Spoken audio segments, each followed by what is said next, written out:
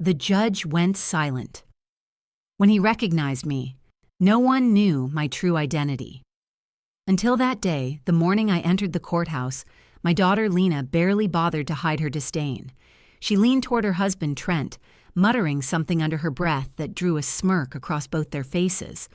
To them, I was just an obstacle, a fragile old woman they were eager to push aside. But the atmosphere shifted when the judge lifted his head, his eyes fixing directly on me. His gaze lingered, his face tightening as though a ghost from the past had appeared in front of him. A murmur slipped from his lips, barely audible, yet clear enough to still the room. It's her. Conversations died. Lawyers froze mid-sentence. Clerks paused over their keyboards. Even the bailiff shifted uneasily. Lena's confident smirk faltered, and Trent frowned, sensing something he couldn't yet understand. But I understood. I had lived long enough to recognize when the winds of fate were shifting. To them, I was just a widow desperate to cling to her house. They believed they had stripped me of dignity and choice. What they didn't know was that I carried a history older and stronger than their ambitions, a strength they were about to underestimate. My days in Riverton were simple, filled with quiet routines. Each morning began the same. I rose at 6, filled the kettle, and reached for the chipped mug that had survived decades of breakfasts.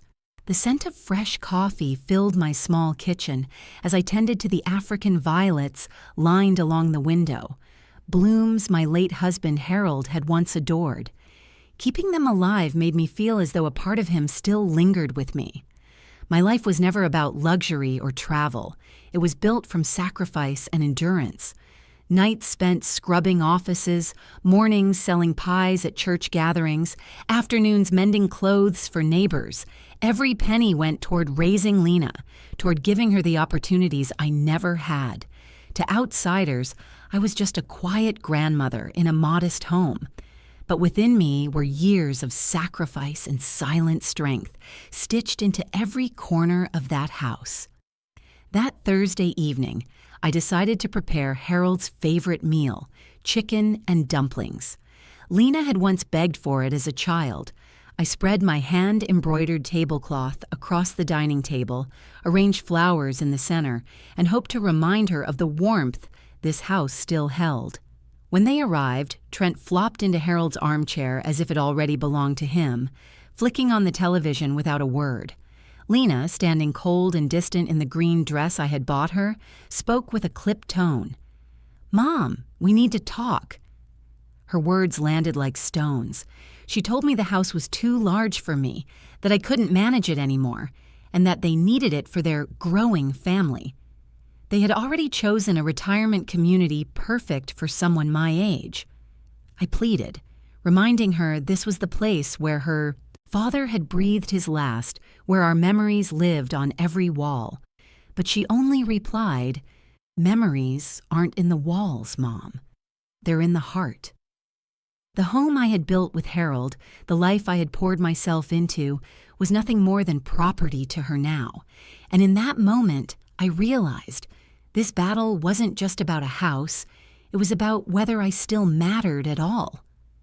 2 mornings later, the sharp knock on my door startled me. When I opened it, Trent stood there with a stranger in a gray suit carrying a clipboard.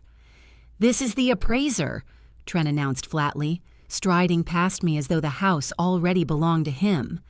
The man moved through each room with a brisk detachment, measuring walls, scribbling notes, and muttering criticisms as if he were inspecting a broken-down shack instead of my home. "Pipes are outdated, tiles are worn. This kitchen would require a full remodel," he recited, his tone clinical and dismissive. I stood in the corner, clutching my apron, my heart aching at every word. Those old-fashioned tiles had been laid one by Harold's hands when Lena was only 10. I could still see him on his knees, sweat on his brow, smiling as he said, "This kitchen will last us a lifetime, Nora." And now, his careful work was being reduced to nothing more than a line on an appraisal sheet. Lena followed behind, nodding in agreement with the stranger's words. She didn't meet my eyes once. Each nod felt like a hammer striking the walls of my heart. To her and Trent, this home was no longer sacred. It was profit, numbers, resale value. The following week, they returned again. This time, they brought a lawyer. Trent strutted in like he already owned the place, while Lena kept her gaze down, avoiding me. The lawyer set a stack of documents on my dining table, spreading them out as if preparing for a feast. "Mrs. Whitaker," he began with rehearsed politeness, "these are the transfer papers. Once you sign, the property will be in safe hands.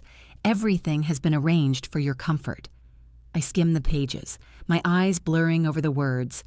Transfer of ownership. Permanent. Irrevocable. My chest tightened. This wasn't just about selling the house. It was about taking it from me. "I won't sign," I whispered, my voice trembling but firm. Trent's mask slipped immediately, his tone sharpened. "You're not in a position to make decisions anymore, Nora. Lena is your heir. She's acting in your best interest." The lawyer added quietly, "If you refuse, we may have to consider proceedings for mental incapacity." The room spun. My own daughter, the child I had sacrificed for, was preparing to strip me of everything I had left. I felt betrayed in a way words could never express. That night, I sat awake in Harold's armchair, the house unbearably silent. Doubt gnawed at me.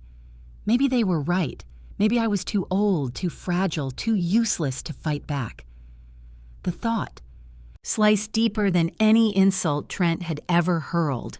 I looked up at the photos on the wall. Lena as a baby in my arms, Harold beaming at her graduation, our family gathered around a Christmas table. My life had been built on giving, on sacrifice, and now I was treated like nothing more than a burden. I whispered into the stillness, "Harold, I don't know how to fight this alone." The house seemed to listen, and then fate answered. The next afternoon, while searching through Harold's old desk for distraction, I stumbled upon something I had never noticed before. A slim folder locked with a tiny brass clasp. My breath caught. Hidden beneath years of envelopes and faded bills was a secret Harold had kept safe, waiting for the day I would need it most. The judge's words carried more weight than the gavel itself. "This matter requires immediate investigation." His tone was firm, measured, but underneath it was a hint of disapproval that made Lena shift uncomfortably in her seat. Trent tried to recover his composure, leaning forward as though he could explain everything away. "Your Honor," he began, his voice steady but strained, "these documents must be taken out of context. Surely there's been some mistake." But the judge wasn't interested in excuses. He raised a hand to silence him. "Mr. Carter, these records show multiple inconsistencies, fund transfers, concealed accounts, and questionable property acquisitions. If proven accurate, this court cannot ignore the deliberate intent behind them." I sat silently, my hands folded in my lap, but my heart was pounding. For years, Lena had looked at me as though I were weak, someone easy to dismiss. Yet now, as the judge laid bare the seriousness of what they had done, her eyes darted from side to side, her confidence unraveling with every word. The judge ordered a forensic audit, instructing court-appointed investigators to review the entire trail of evidence. Trent's jaw tightened, but there was nothing he could do. The decision had been made, and no amount of smirking or whispered mockery would undo it. Lena finally broke the silence, her voice trembling. "Mother, why are you doing this? You're tearing the family apart." I turned to her, my gaze steady. "No, Lena.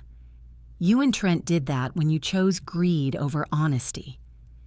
Her face flushed crimson, and for a moment I thought she might argue further. But Trent put a hand on her arm, as though reminding her to stay quiet. He knew better than to dig a deeper hole. The clerk scribbled notes, and the atmosphere in the courtroom grew thick with tension. People shifted in their seats, whispering among themselves, all eyes fixed on us. The smirks that had once fueled my anger were gone now, replaced with panic. The judge looked down at me again. "Mrs. Whitmore, I commend you for bringing these records forward.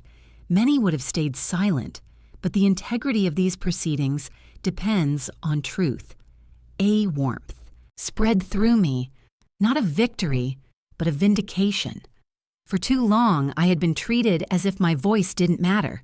Yet here, in the very place Lena and Trent thought they would humiliate me, I had turned the tide. As the judge adjourned for the day, I rose slowly, my body steady, though my emotions surged like a storm. I caught Lena's eyes one last time before walking out.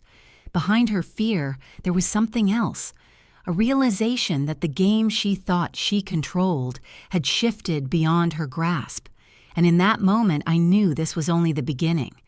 The courtroom was packed when we returned a week later. Word had spread quickly, and the tension in the air was almost tangible.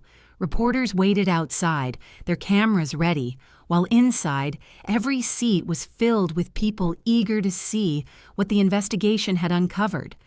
I sat at the same table, my hands clasped together, but this time I felt no fear.